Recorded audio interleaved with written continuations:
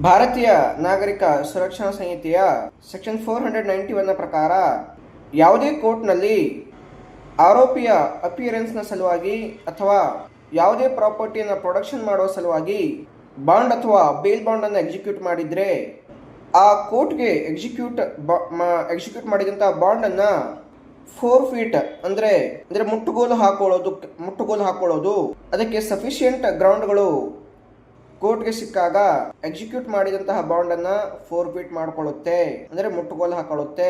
ಆಗ ಪೆನಾಲ್ಟಿಯನ್ನು ಇಂಪೋಸ್ ಮಾಡುತ್ತೆ, show cause ನೋಟಿಸನ್ನು issues ಮಾಡುತ್ತೆ. ಒಂದು ವೇಳೆ ಸಫಿಷಿಯೆಂಟ್ ರೀಸನ್ ಕೊಡದೆ ಹೋದಾಗ ಅಥವಾ ಪೆನಾಲ್ಟಿಯನ್ನು ಪೇ ಮಾಡದೆ ಹೋದಾಗ ಕೋರ್ಟ್ ಆ ಪೆನಾಲ್ಟಿಯನ್ನು ರಿಕವರ್ ಮಾಡ್ಕೊಳ್ಳೋದಕ್ಕೆ ಫರ್ದರ್ ಸ್ಟೆಪ್ ಅನ್ನು ಇಡುತ್ತೆ.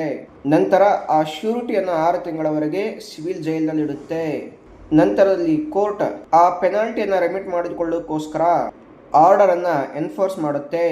ಒಂದು ವೇಳೆ ಶ್ಯೂರಿಟಿ ತೀರ್ಕೊಂಡಿದ್ರೆ ಆತನ ಮೇಲಿರುವಂತಹ ಎಲ್ಲಾ ಲಿಯಾಬಿಲಿಟಿಗಳಿಂದ ಅಂದರೆ ಬಾಂಡ್ 4 ಫೀಟ್ ಆಗೋದಕ್ಕಿಂತ ಮುಂಚೆ ತೀರ್ಕೊಂಡಿದ್ರೆ ಆತನ ಎಲ್ಲಾ ಲಿಯಾಬಿಲಿಟಿಗಳಿಂದ ಕೋರ್ಟ್ ಆತನ ಡಿಸ್ಚಾರ್ಜ್ ಮಾಡುತ್ತೆ.